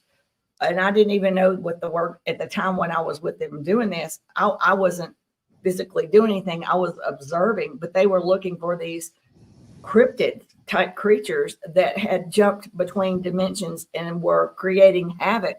And they were going around looking for them, and they was like looking at what our computers and things like this, sensors, and looking for heat signatures. And then when they would spot one, then we would go down, and they would send out their team, and they would collect it and then take it back to where it belonged, because they did not want them to create fear and havoc among where they were. Are you talking about like Mothman, Dogman, people type things? Well, what I saw was nothing like that. These were like, they were creatures, but they weren't like what creatures we see here on Earth. They were more like maybe between a cat and some other type animal. Like, they were different looking creatures, but they weren't like our animals here on Earth at all. Yeah. I've done a lot of drawings of stuff like this too. It's on my website. I've got a lot of drawings and things, and like cities that they've taken me around to see and things like that. So, well, have you actually seen, like, just normal vision creatures in your house, for instance, which is to me the ultimate fear? I'm not sure I could even handle that. No, they have. I mean, obviously they come to get me. I'm here in my home, or I could be living in Australia. Everywhere I've ever lived, that they continue to come see me, and I have face to face. But as far, I was on a canoe trip when I was in high school with my father and sister, and we accidentally came upon a Bigfoot. And so I had that experience, but that wasn't, I don't relate that to, I do think that they could possibly jump between dimensions and stuff. And, because I think it's quite odd that they can disappear, and it's hard. It seems like we have never find any like real good evidence. So I don't know, but I know that they are real. So you actually saw one of those Australian yowies? I've seen a ghost too when I was working at Fort Mitchell on Fort Benning. Fort Benning, there is a lot of Confederate burial grounds in the area where I lived. And I was living in Fort Mitchell, Alabama, a little small town across the river from Fort Benning Army post. And I was out in my backyard, and it was dusk, dark, just became dark. in the summer. And all of a sudden I was sitting out on my porch and my dog, German Shepherd dog, was with me. And here comes a Confederate soldier, and he had a gun with a bayonet, the sword thing, I think is what you call that, across his shoulder. And he had like some kind of like, it looked like a bucket, a small bucket, and it was swagging back and forth. And it was like a lunch bucket, like maybe he was carrying his lunch or whatever. And he was just trucking right along across my backyard. And I just sat there, and it did not scare me. And he was, it was like, he was, well, he looked like a ghost. Like it was the outline. It wasn't really colorful. It was just more of like gray and whitish looking. But he was trucking along, and you know, his body was doing the movements, and the bucket was going back and forth, and the gun across his shoulder. And he never looked over at me or made any indication of me being there. And I was not scared, and I just simply sit there. And my dog did too. My dog did not get scared. Wow. We just sit there, and then he went until he just disappeared. So I know these things are real. I do. Oh, we live in an amazing world with tons of mysteries. God, I hope someday we know what they all are, you know, because it is. I do know that we are going to start seeing more things because we're moving from our 3D world into the fourth. It seems like we are. Yeah. And we are going to see things. And it's not going to be like, you know, the difference between day and night. It's going to be so subtle. It's just going to seem like it's, wow, you're not even going to, it's just going to be that way. And it's going to be so subtle. You're going to think it's always been that way. It's the way they explained it to me. And because these higher dimensions are not places, they're higher consciousness and opening of our consciousness and seeing things. Yeah. Alex, are you well enough to, I'm sure you've got a question or two here. We let Alex here ask a question. He's not feeling too good, as you probably know. Yeah. Yeah. What do you think is the biggest misconception people get about extraterrestrials and in the mainstream public? Yeah. That's a good question. All grays are not bad. All reptilians are not bad. I've met a reptilian that was a positive extraterrestrial. You know, we hear all the bad things, and a lot of that was done intentionally because they've always known this day was coming. They've always known that the positive extraterrestrials were waiting for us to get to this point to where we understand they are not gods. They are not anything other than beings that are of a higher evolution. So we are, you know, they've been waiting for us, and the ones that were here before did some things that weren't in the best interest of humanity. So not all extraterrestrials are bad. Just like you can't judge a book by its cover. You have to, you know, all human beings are not good. So have you ever met a bad one? When I was living in Australia, I lived way up in the mountains. It was called Mount Me, and it was way up. And on one side I could see the Pacific Ocean, the other side I could see all the Glass House Mountains and the Australias, all these things. And I lived in a cabin, and I was very secluded, isolated up there. And I was abducted. I guess by that word, meaning not by my grays, but I was taken, and I woke up on an exam table on a craft, and there were female humans running around and these grays running around, and they were saying, take her back. We cannot take her back now, because I wasn't supposed to be there, and they knew it. So that's another reason I know that possibly our governments work with some of these extraterrestrials involved in some of these abductions too. That happened in Australia. And they probably came, I was not by foot close to Pine Gap, but by air, I would have been very close.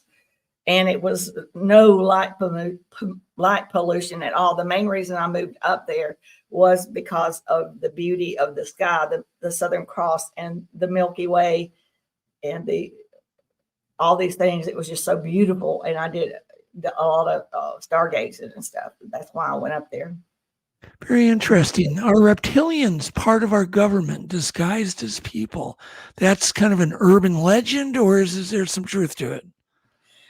I don't know everything, but I think that most things are made up because misinformation keeps humanity separated in fear, and it's done on purpose. So we have to be very careful about what we believe, but we have to listen and do our own research, because we have to be careful, So, and what I try to tell people, and for me, is we need to recognize, look in within ourselves, find who we are. Remember who we are, not what the world outside of us has made us, all these things, work, this, that, and the other. The world around us has made us, and we have forgotten so many things that our subconscious mind knows, our heart knows. So look within, meditate and ask your subconscious to open up into your human consciousness and help you to know what to believe, what to understand, and help you to know what your heart should believe. And I do that a lot, and it does help. It really does. I take it they haven't revealed any secrets about reptilians or their involvement in the government. It's just things like that are never brought up. Is that a correct statement to make? Well, again, I've met good reptilians, so, I know that they're. Well, tell us about them. What do they look like? What's a great description? They were more brown looking to me, and they were wearing a tight fitting suit. Had a logo on the left-hand side, but I asked him, I said, it was a male, and I asked him, are you going to let me remember this? Because at different stages, I was pretty good at staying conscious, but then it would come a point that sometimes, for whatever reason, like seeing different type beings, and my brain would start just like overflowing with a lot of information, because a lot of times, sometimes you look at one being, they look like they're human on the top, but then as you go down, they're not human at all. They have different features that humans don't have. But the reptilian was of a brown color, and he didn't have a tail that I could see, and he was wearing a tight fitting suit, and he was about 7 or 8 foot tall, and he was he was well respected among the other. He was one of the higher ranking, well respected ones on craft. And that's who, when the Grays took me to craft and I walked in, he is the first one to come and greet me. So if you would have asked him questions, would he have answered them, or just not? Do you think he would have? Yeah. Interesting. Anybody else have any? And every time I ask them questions, they always say, you already know. And I'm like, oh, geez. I know. And I'm like, gotta be frustrating. It is, but I understand. It's I think it boils down to, what do you want to know, or what are you ready to know? Well, Lori asks, how did you know it was a reptilian? Because I could physically see and touch him. Okay. And we communicated telepathically. He was talking to me, and by his appearance, he doesn't look like what I see. What I see like in the groups, Facebook groups, the pictures and stuff. He doesn't look like that, but I knew what he was. Lori goes, what was his head like? That's a very specific question. Well, he looks like a reptile. I mean, he didn't have like horns or anything like that, but he was definitely a reptile type face, and he was brown. Do they have like scales? Do they have like scales? Yes. Scaly skin? Yes. Interesting. Alex, you got another one? Yeah. Where do you think this is all leading? Like in the next, let's say, 5 years? 5 years, yeah. Disclosure. 5 years. It is going to continue. And as we all start waking up, we are going to see that they're actually already here in our skies. They are not hiding from us. We simply cannot see with 3D eyes. If we take military grade or even night vision goggles with infrared, you can see a lot of activity in our skies. They are here. They've been here and they're just waiting for us. And they are putting surges of love, energy all around our planet, and also helping people to wake up, because the more people that become more conscious, it raises the frequency of our whole planet. And us all being connected in one, what happens with one starts spreading. It's just a matter of time. We will all reach higher consciousness, and we will all reach higher frequencies and see things that we've never seen before. Well, I've got a question. Lately on the news, certain journalists, quite a few of them, that say that they're now have been meeting with some of the whistleblowers and some of the people that seem to be in the know what's really going on. And they're all of them are saying the truth is so dark and so scary, they don't even want to tell their spouses about what they've been told. They don't know if it's true, but they're just saying it's very dark. It's very disturbing. It's quite What are they simple. talking about? Quite simple. They are 1 billion years in evolution ahead of us. 1 billion years.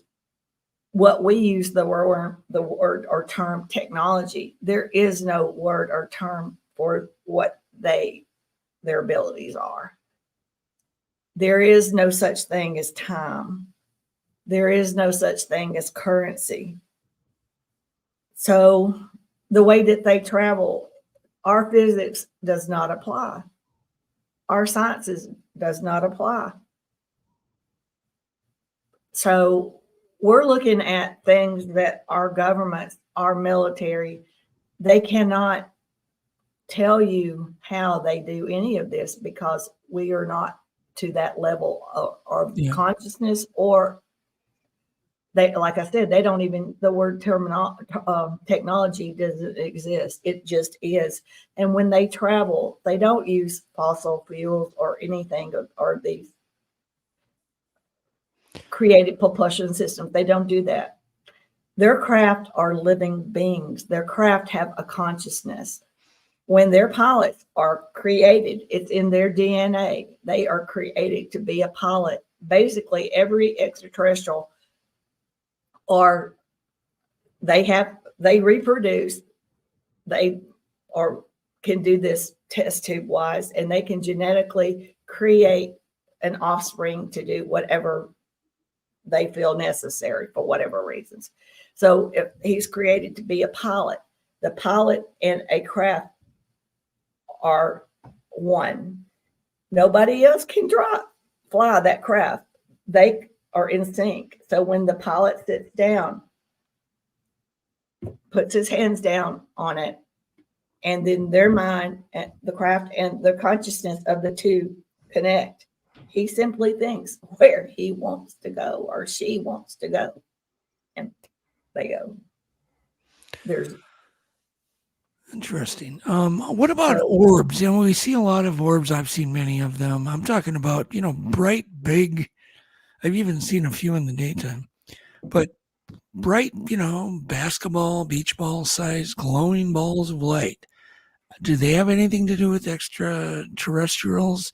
Are they living creatures? What are they? Oh, yeah. Probably most of them are spirit beings. And you have to understand, as we open up, we're going to start seeing more of the paranormal world too. We're opening up because we're seeing more. And I think orbs are more spirit beings. And you have to be careful. A lot of spirit beings are very playful, and if they were as a being, if they were had liked to play tricks and was funny or whatever, they'll be that way in the spirit world too. So you have to, sometimes they'll pretend to be an extraterrestrial sometimes. So, they've told me to, well, I don't even see orbs and things like that because I would know the difference immediately because for me, it's all about frequency. It's all about if they're from a higher dimension or what, I can feel it. And before, when they were coming to get me when I was a little girl and they were doing that vibrational scan, what they were doing is raising my frequency to their frequency. So when I was at their frequency, then I could go through the roof or to the ceiling or through the window. That was the only way. They changed my frequency to theirs. Okay. But now, have you seen, didn't mean to interrupt you. Have you seen UFOs at all? Oh, yeah, like, in your backyard or wherever? Yes. I've been on them. We know you've been on them, but have you seen any? Yes. I haven't been on one, but I've sure seen a few of them. Yes.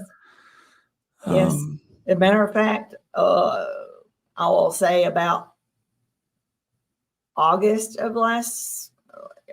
somewhere in there, I was riding around on my way home. I was just going through the countryside. I had met with some mental therapists, and I was talking to them about they should educate themselves about the people that have had experiences, whether it be abduction or whatever, or anybody, any kind of experience, because we're going through disclosure. More people are going to talk about things. More people are going to start to remember things, and more people are going to wake up and have memories.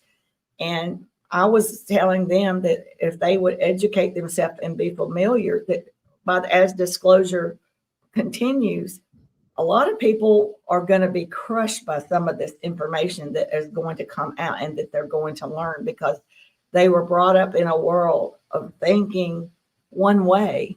And now we're talking about a lot of things that we have been misinformed about, lied to, or suppressed about, however you want to word it. But it's going to be a shell shock and mentally disturbing to a lot of people. And we as a humanity have to be ready for that because we're having the conversation, but there's some people that I'm related to that they would get up and walk out of the room and would not even consider having a conversation in this category. So we have to be ready because it's going to be, this is a big thing. This is a worldwide phenomenal thing, and it is going to be a big thing, and it's going to be a big disappointing in a lot of ways to some people and eye-opening to some. Everybody's going to have different ways of looking at it. So we definitely, everybody knows that. I mean, I don't think there's anybody that hasn't heard my point by telling you that this is going to be a big thing. So as I'm leaving, I'm sitting here thinking, here I am telling these mental therapists all about my experiences, all about future people possibly coming, and that they need to educate themselves on something they know nothing about. Yeah. And I'm thinking, oh my gosh, they could easily put me somewhere or recommend I go somewhere. And so I'm sitting there thinking and on my way home driving, and I'm thinking, did I do the right thing? And then all of a sudden, telepathically, they say, look to your left. I look to my left, and they're sitting right there on the side of the road, a craft sitting there. And that's how they let me know I'm on the right track. I'm doing the right thing. I put myself out there to a group of people that could easily judge me. But what's more important, humanity or what these women think about me? Well, I have another question. I know this stuff's nuts and bolts. Yeah. But it's the nuts and bolts we have to answer first before we can get on to the bigger ideas. Yeah. I always wonder this too. What do these things take in for energy? What do they drink? Do they need to be hydrated? Do they have to pee? Do they have to poop? Do they, are they electronic? Are they No. absorbing food through their skin? What's the deal? Okay, the Greys, for example, the Greys, first of all, none of them look at food like we look at food. Food is like an indulgence for human beings. For them, sleeping and food are, they only do when necessary. They do not require the sleep that we require. They do not require the amount of food that we eat. They may only eat a couple times a week. But what do they sleep eat? a couple of times a week. But what do And they eat? The Greys do not eat like we do.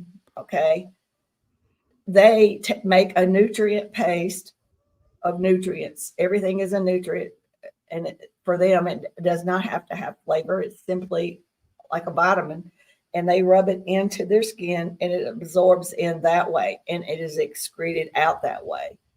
The humanoids and stuff, they don't eat and sleep like we do, so they go long periods of time without needing these things because there is no such thing as time.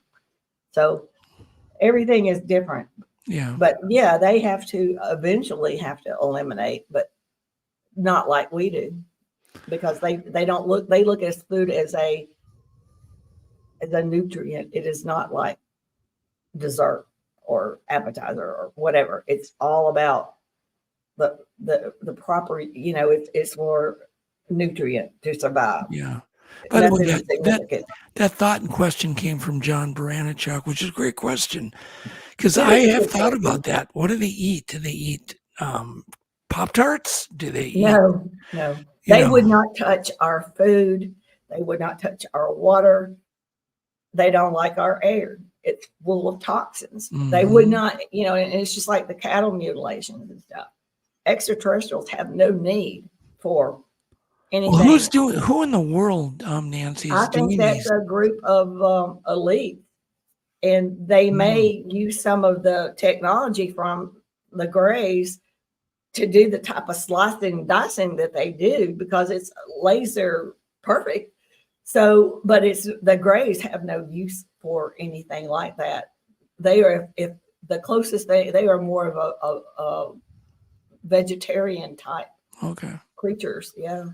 And as far as I know, so are the reptilians. And so, but these different people that do rituals, and maybe get some of them, they're in cahoots with them, because they're all basically against humanity and trying to misinform us and keep us scared. So, they probably they work together, and and I'm sure that's how they get some of their technology and things as trade outs with them. That's interesting. So I'm trying to cram this in. Flat Rockland has got another very intelligent question. So what does elimination entail? Is it the sulfur death smell that we've experienced? I've never smelled anything like that. Okay. There is no smells in space. Do you have any answer for how they eliminate or what they do to? Maybe they don't. I don't know. I'm just the Greys. It excretes out their skin. Okay. And the reptilians, it excretes out their skin. The humanoids, I don't know. I guess they consider that a private thing, like we do. Yeah. Because they all wear clothes.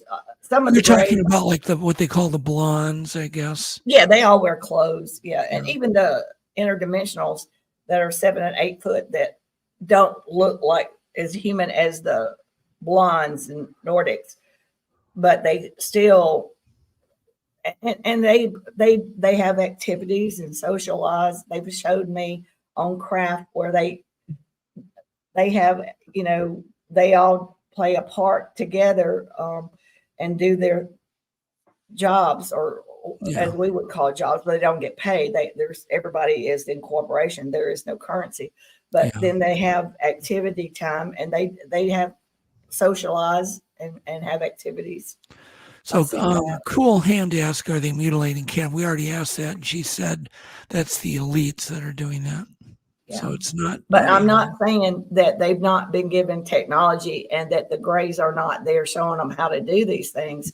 But the Greys themselves have no use for blood, or they would not even touch cattle meat because of all the toxins that we put in our stuff. Yeah. And Cans ask, aren't Greys synthetic biological drones, like without a consciousness? Are they not just robots? They all have souls, and they all have a consciousness, and they all believe in the creator source. Creator source is our equivalent of a god, but they do not have all these different religions and all these man-made versions of things, but they believe in the creator source, who is neither male or female, and is the creator of all galaxies, all things. And are these aliens using portals? Quint asks a good question. Do you think that portals and Bigfoots are extraterrestrials, or do you think they're just something else? To black holes, portals, and all those things, I'm not saying I disbelieve those things. I think that they can use their own versions that they mechanically make, because I know there's times when I'm coming back, or especially when they're bringing me back home, it's like I feel like I have been through a humongous roller coaster type feeling. Like I don't throw up, but it's like that really deep butterflies feeling, like I've been through some strange tunnel flying thing. But I think that they create those things. That's how they in other words, they can create their own type of means of doing that. Well, we are out of time. We got to get Alex to bed. I don't want to kill the poor boy. We'll have you back, and we'll talk about interdimensional beings next time. Yeah, I love it. So if you'll come back and join us again. They kept me quiet about this for so long. Now I just hardly. Oh, you're ready. I can see you're ready to explode. So Oh, I mean, that's great. I've waited all my life to get to this point, and I truly say I love them. They are my family, and awesome. And I'm happier than I've ever been in my whole life, because before I didn't really know who I was and why any of this was happening, but now I know, and it's beautiful. Yeah, and I know that everybody does not. It took me a long time to get to where I am. So, that's the beautiful part. They're very patient and they understand that. So, well, pay attention, people. You can get a hold of Nancy at your website, which do you want to just spout that out, the website name? TimeForDisclosure.com, and the Facebook's groups are linked to it. And I belong to a lot of groups, and I think they're all very important and share information. And everybody tries to keep positive individuals out there, keep trolls out that like to create problems. So we kind of all work together, and it's a great place to put your toe in the pond, and don't do your own research. You don't have to believe everything that somebody says. Do your own research and follow your own heart, and learn to meditate and try to be better, positive human beings. Good advice. Yeah. So in the wise words of Aristotle, it is the mark of a true educated mind to be able to entertain thoughts or ideas without accepting them. So good night, everybody. We love you all. Everybody from the Untold Radio Network, we all love you. And good night, Alex. Good night. What do you call a snowman that tells lies? A snow fake? You're fired. I hate that took me a second. Oh, gosh. How do you defeat a Yeti in an argument? Oh, God. I don't know. You have a heated conversation.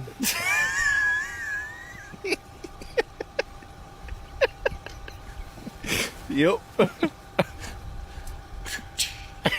What's a polar bear's favorite food? Burritos. I call you up in the middle of the night, been bothered by dreams, ain't feeling alright.